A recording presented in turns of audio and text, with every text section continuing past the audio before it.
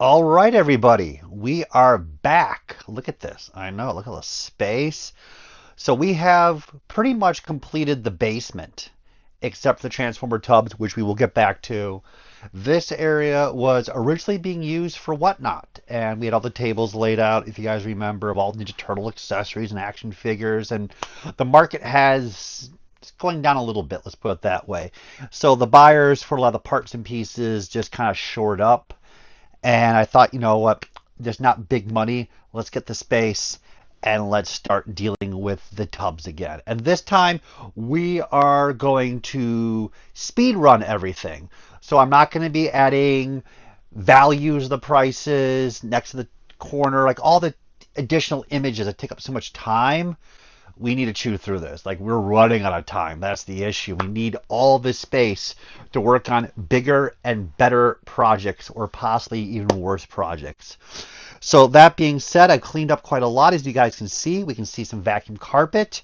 Here's a little fun little lot So here. I brought them up on the table for a better shot, but these are original hand painted hard copy prototypes. So these are all hand cast resin, and then they were hand painted. These could be used for samples for toy fair, photography for catalogs, or just samples given to China to be like, this is the exact deco we need you to make. So these are really nice. Unfortunately, they are not complete, as you already noticed. If anyone works, I believe it was Nika, that has complete figures or the parts that I'm missing, please let me know. I'd love to complete these prototypes. That being said, they don't have any eyeballs. It is so haunting. Like just the face mask, but when you stick these empty sockets, yeah, that's creepy. So these are wonderful. I'm just look at Lenny. You pull off Lenny's face. Ah, it's just more creepy. And underneath it, that's what it looks like. All just resin hand painted samples. Lovely stuff. This is the stuff I just personally love the most. We have the arm for the brain. We have Daffy. Open the break in. Look at that piece. Is it safe? Did not get Mohawk, but we do have a number of face masks. So these are just unpainted extra samples of Mohawk. And a lot of pissed off anger face. We have a suave, I'm certain of myself face. And just lots of extra little masks there. Look at the teeth. Extra ears. And you can see with these, they're trying to cut them up and try to form a normal gizmo, but this was a special, so that was the Xmas version right there, and that's what they're trying to work on, just save some time and just see if they can cobble something together that's unique. But overall, yeah, just wonderful stuff. When we get to most of this stuff towards the end as we pass through all these wonderful tubs. So All right, we are starting off with the tub again. It feels so natural being up here. We have a shoulder mounted camera. If I do happen to go through a tub that we went through previously, forgive me. I forgot. I'm holding some of these tubs. I'm like, did we go through that? I don't know. So right off the bat, we have Hercules figure play set. Honestly, this is from Novelty Inc. $1.99. These were, I believe, at Big Lots. Is this chap made? This is Lontic Corporation from New York. Oh my god. So all I know is it's like so roughly toy collecting, you can go down a number of avenues, and one of the deepest ones is knockoff toys. And there's such a variety from the 80s, 90s, 2000s, and so forth. And then some are regional. Then, of course, some are from other countries that were never released anywhere else. And it just goes crazy after a while. And it's a deep rabbit hole. Let me just put it that way. This company has no right whatsoever for making such clean, stellar artwork and then having an actually interesting four-armed bat demon with two accessories, which now that I look at it, oh yeah, he can hold it. Like, can he even hold anything? Wow. I mean, for $2 back then, this is pretty badass. This is just the artwork is what carries this for me. I like a lot of this stuff. I never bought too much of it. I mean, you would never have ever expected the bootleg collecting market and just a giant surge of interest that have come into it over the last 5, 7, 8 years. It's amazing. It really is. And I'm following a number of people online through Instagram and so forth. And I'm really good with my toys, but I'm looking at some of those bootlegs like I've never seen that. I've never seen that in my entire life. I'm just going through the guy's pages over and over and like I've never seen that. So if you want to get on this rabbit hole, it is fun, it is cheap, and there's tons of stuff still showing up over the years. We have Battle Beast. So this is Beast Saga from Takara, the original company that produced Battle Beast from the mid 80s. This is them relaunching the series and saying like, let's do it. It didn't do too well. A lot of the characters have the dice game incorporated that look a little blocky. There is love for this line. It's gotten a little bit stronger in value. More people are coming in showing interest in it. But of the line, they produced 3 of these mini attack craft like base play sets. And I mean, they should have made more of these. These are awesome. These are ahead of its time. This should have been its own toy line in general of just miniature figures and just Starcom-ish opening playset puzzle. I mean, just look at this. And these are much more uncommon to get than the actual figures. So you can find these probably online for like 50, 60 bucks at times. In Japan, they were uncommon. They're the very tail end of the line. If you guys can see up here, it says BS49. Because this BS of how they just made only 3 of them. Absolutely love this stuff. I have my Beast Saga collection. Not in love with it. More interested in this. It's a keeper. So we have Alpha Flight from Canada. This trading card right here, that lenticular, that is so 90s. I love it.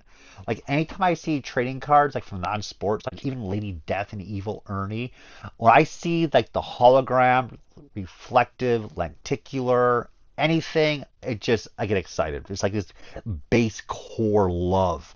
So that being aside, this is Toy Biz Marvel Collector's Edition. This is when Toy Biz, I mean, they were just giving so much fan service, making so many characters, and everyone was buying them. It was a wonderful time. And now it's just normal, for everybody else, with all the Marvel Legends being produced, to see random characters being made. But back then, this is the first time that these guys were made. I like my Toy Biz stuff. I don't know where I'm going to stand. I'm getting them all together in one giant lot. The market is still somewhat weak in general. People really have an affinity for the very early X-Men Toy Biz, but when you get to the collector-oriented mid-90s like this, there's tons and tons of it still out there, and this probably only runs like 10 bucks. Isn't that crazy? You'll never find them loose because everyone kept them packaged. So I'll probably let it go, but I have to go through all the Toy Biz. So Pokemon, I've always liked. I've collected it lightly, and I regret not collecting it more hardcore. It was just, there was just so much product, let's put it that way. And it never was cheap, too. It always had a good price tag to it compared to their toy lines. This is the Hasbro V-Trainers. So if I'm correct, they have little lock-in devices for Ash. Is he back there? No. So you can lock this in the device. Ash, there's like a 12-inch figure that is electronic and talks and engages with each Pokemon that you put on because it's different electronics inside to recognize it. It was really ahead of its time for the mid-2000s. This stuff is getting more traction. We're into V-Trainers, so I would say Hasbro early stuff is doing much better. Like some of the electronic talk, like the Vulpix, is very rare, and that's going for some good money. V-Trainers towards the end of Hasbro, not as much. It's more of a gimmick, and people want more of a base playing figure. I could be wrong. And when you get the Jacks, they're really nice figures. They have some value. Some collectors like them, but you're straying away from like the earliest stuff, the core 151 characters. But I think their time will come. These things will gain in value. If they had a trading card in them, they'd be worth more money. You know how that's going with the Pokemon market. But yeah, it's, oh man, I don't want to let everything go. I don't have too much stuff. And so here we are. Now I'm just going crazy again. We've got Ninja Storm. This is like Crimson Thunder. Yeah, I mean, So I'm in the same boat too, where I just have too much Power Rangers, and I collected one of every carded figure. These are on their own, so it's very possible these are extras, and we're gonna start weeding through a lot of that extra stuff right now. Same with the Pokemon, I'm gonna put them aside. I like to keep the base set carded figures. I just like I feel like I already have them.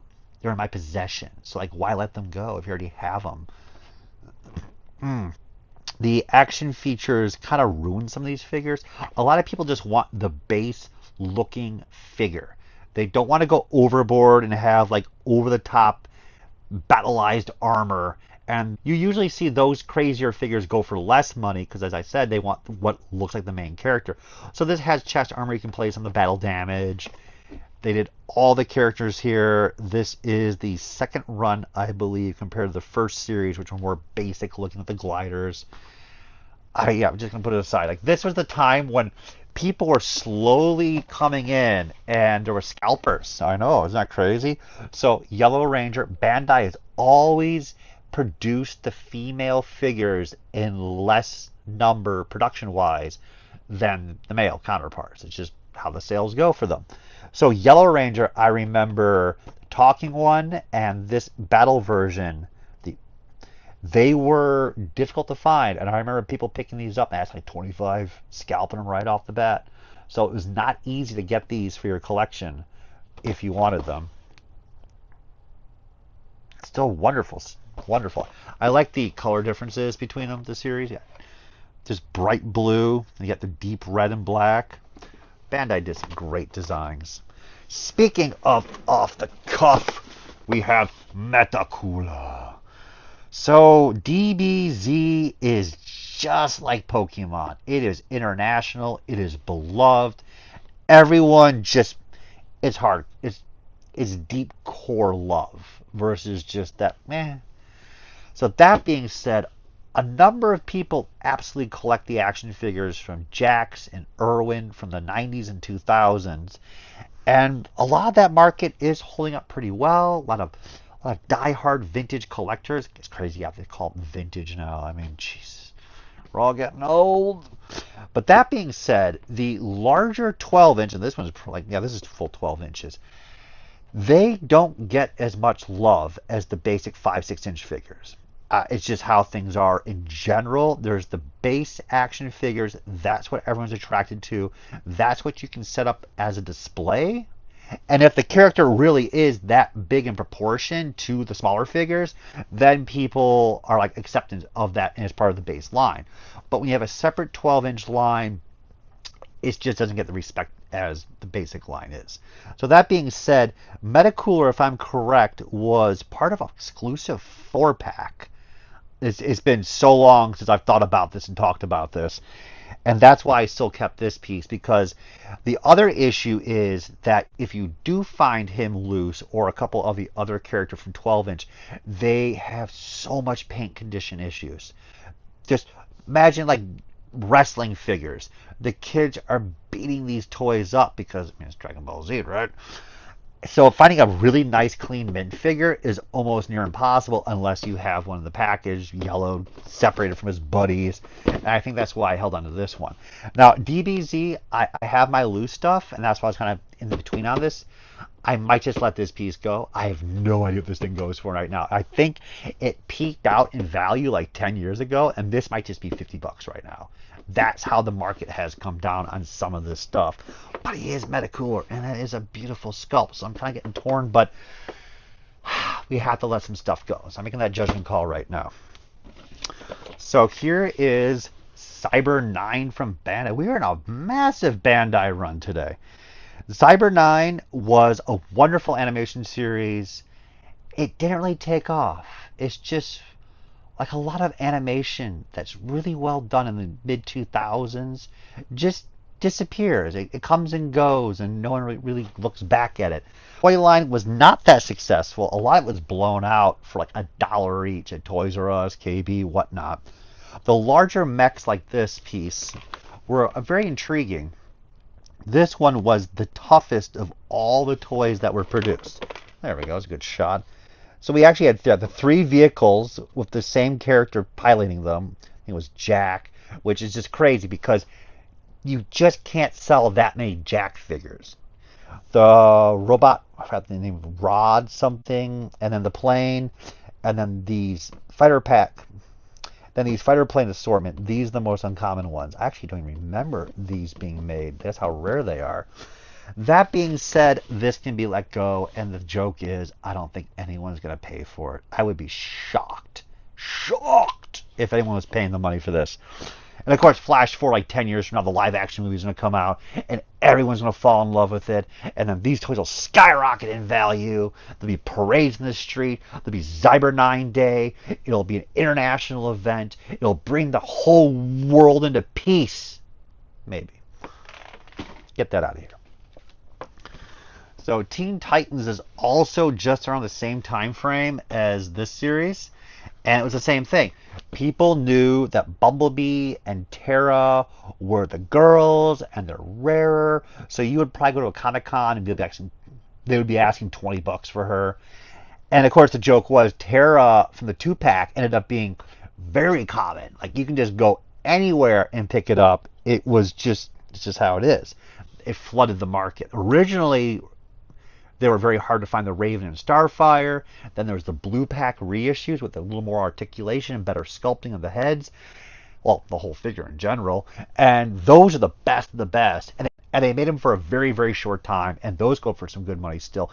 And this is in general, like a lost toy line. I always knew Ben 10 would be good money later on. Everyone loved Ben 10. It's just nobody was collecting it. All the kids loved it. Great variety of toys, some rare, some not. Just buy it, sit on it. It's a great investment. Teen Titans, I thought would be the same. And this market shot up in the late 2000s, maybe early 2010s. Great money. $75 for like the original 2-pack with Raven. And then just nobody cares now. Like the market's gone down, it's gone back up. Some are worth money, some are not worth money. This one's probably only worth like $20 right now. And almost near retail. Isn't that crazy? And that's just how it is. Like that's how toys are. And in general, Teen Titans, it's just Teen Titans Go ended up being more famous than the original Teen Titans. And the love for this series, I still think it's going to get steam over the period of time. But I just, I like it. It's pretty, but let it go. At this point, we need space. We need to move on. So I would focus on Pokemon characters. They kept making so many of the Pokemon characters. There's the PVCs, there's action figures, there's plushies. Every 2 years, they make a whole new assortment again in different poses. So I thought going after Ash and other characters would be a stronger investment, as well as for my collection. I should have bought more of these. As I mentioned earlier, the price tag on some of this stuff was a little more stronger than the other toy lines, and I didn't really have money then, so I was very hesitant, so I shouldn't have been. So I only picked up one of these. That was it. This is my only Ash, which I will keep because Ash is the shiznit. Nice Happy Pikachu from Jax, only at Target, which is bonkers to be honest with you. But this probably has some value now. Probably about $75, I'd probably guess. That 2011 feels like yesterday just walking into those Targets. We have the SPD/Deca Ranger, Shadow Ranger. It's my favorite series, to be honest with you. You get the little Build-A-Figure, it looks like. Oh no, you can just swap his head. I was getting excited for a quick moment. It's been a while since I've seen it, but I was like, oh my god, Hasbro, you did awesome. No. One of the best designs of a Power Ranger costume in general. Let's just call it that. Doggy Kruger / and again, if you guys didn't know, we have the lizard Doggy Kruger, while in Japan he's like this blue furish looking. And I don't know, like the lizard version from the US looks more authentic looking. Does that sound correct to you guys? While the blue fur one looks more fake. It doesn't feel more realistic. So wow, again, this box is not turning out to be much for sale, to be honest with you. Childhood memories. Look at this stuff. So EtterTech came out with the battery-operated squirt guns, and that was revolutionary. This is before Super Soaker. So you just put the batteries in, it makes it like the automatic sound effect that I can't reenact it right here, but if you've played with one of these, you'll know that sound of the battery pushing the water through and firing it out and cycling through it. And not too much longer after, maybe a year or two, that's when they were like, okay, you need to put red tips in the guns. And then it's like a year almost later, they're like, okay, we can't have black authentic looking guns. So then EtherTech and a number of other companies that are producing these squirt guns that are battery operated adjusted those wacky, wild, bright colors, which, I mean, people really like the vintage looking style, authentic looking guns, but those wacky color ones are absolutely gorgeous in their own right, and I love those too. I had one of these as a kid. I only kept one of these box, just, for the price marked down. Walgreens, $10, no, $5, no, oh sorry, $9, $5. I probably got even less than that. And this is stuff I'd buy at the toy shows in the early 2000s, and this would just be $5 or $10. People would get a whole collection of vintage toys, boxed, unused, or loose, and it was Star Wars was the money. Other toy lines had some value, but not super amount. But anything oddball like this, just wanted to get rid of it and move on, and it was just fun. The tape's already fallen off. It's completely unused. Look at all the stuff they got. As a kid, I thought the rocket launcher was hilarious because it just squirts water. It doesn't make any damn sense. I don't remember the water laser. That's just weird. But the submachine gun, I remember a kid playing with. The water hawk, I forgot the name of the exact weapon there. But these were all just awesome. And of course, that's when I kept. It's Tech 9. Is that correct? I need to get back on my weapons knowledge. So, yeah, that's one tub of mostly keep, unfortunately, but that's just how the cookie crumbles, guys. So we will move on to the next tub, and thank you for watching. And as I said, we will crush these tubs a lot faster. They'll be mostly 2000s and 90s toys, and then we get to the other room, and there's some of it in this room. We'll have pure 80s awesomeness, and then we're going to get to like the Turtles carded, we're going to He-Man carded, and it'll just be awesome.